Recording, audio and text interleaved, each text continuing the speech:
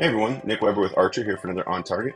Today we got a special event. We're going to talk about the upcoming NERC CIP-014 Tech Conference coming up on August 10th in Atlanta, or on WebEx for most of us who don't want to go to Atlanta in August. Lovely as that sounds, I'll melt that kind of heat. But what we're going to talk about is just what to expect from this event when we got coming up.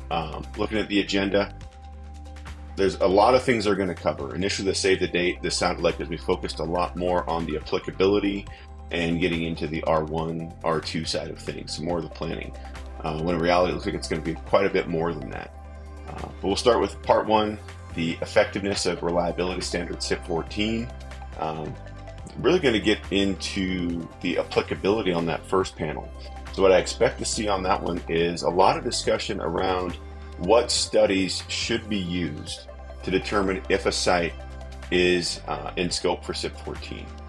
One of the things that was a big point of contention last year, and I haven't seen a definitive answer either way come out of it, but it was a lot of the regions and the auditors moving towards using the CMEP practice guide. I love the concept of that. I don't love that industry was excluded from creating it. And my takeaway from that, I'm not an engineer. I don't even play one on TV. Is that a lot of the things that were in that CMEP practice guide are good in concept, not good in compliance. Particularly the dynamic power flow studies. From what I understand, they're again not an engineer. They can provide a lot of insight, but the science just isn't there to make them truly effective at determining how something's going to react every single time. And if you know engineers, you know they want to know every single time or pretty dang close how that's going to work. So I would expect a lot of discussion around that. I don't know what's happened behind closed doors or even in the smaller group settings, but I know a lot of industry folks who are pretty up in arms around the dynamic power flow studies.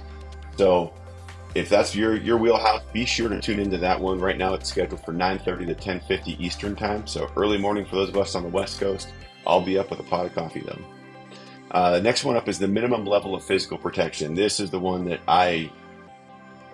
there'll be a follow-on for how this one goes. I just don't even know where you begin to wrap your brain around some of this. I've seen probably just about as many substations as anybody who's not a lineman or a relay technician. And my takeaway has been that no two are the same. Even when they're designed the same, there's something different. There's a different facility nearby. The terrain is different. Something got laid out different in the sub. They're all unique, and that was one of the beauty of the concept between CIP-014 or -1 through -3 current ones, is that every substation is its own snowflake to a degree, and we need to protect appropriately. So I'm a little bit nervous and wary on this one's going to go. I hope it comes down to more outcome-based rather than every substation needs to have a ballistic rated block wall. Because I don't want to live in a world where I have to pay that much for electricity, especially when you show me a 12-foot wall and I will show you a 14-foot ladder. So there we go. That one, I will be active somewhere on that one, at least in the feedback, because that's, again, kind of the bread and butter where I'm at and where I live and where I grew up.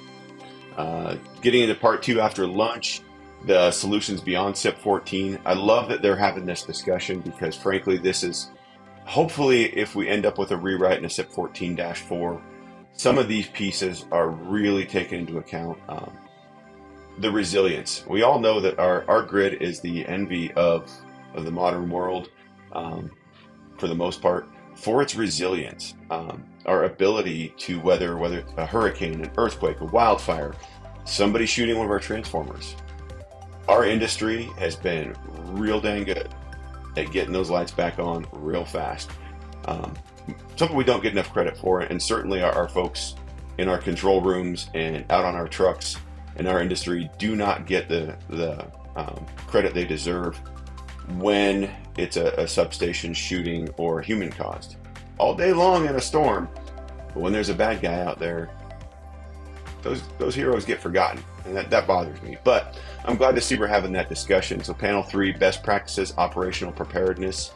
What I really hope to see come out of this one is a focus on having exercises and testing, and knowing how your system operations folks, your system operators, your security, your law enforcement, how they're all going to work together to minimize the impact of that attack or that issue at that substation. And spoiler alert, it's real similar whether it's a natural disaster or a human-caused attack. We're all trying to get the same point. Minimize the impact on the bulk electric system, then minimize the impact on the load. The overarching piece I've heard over and over again is CIP-014 is agnostic of the load. Fair enough. We'll look to see what states pick up on that in the future. But still, there's a lot of things here there's a lot of opportunity here, and I've seen some phenomenal best practices at some of my clients. One that is now a recommendation I give everywhere, and it's exercise. Test your detection, your response, your communication. Test. Know what's happening, know how to respond.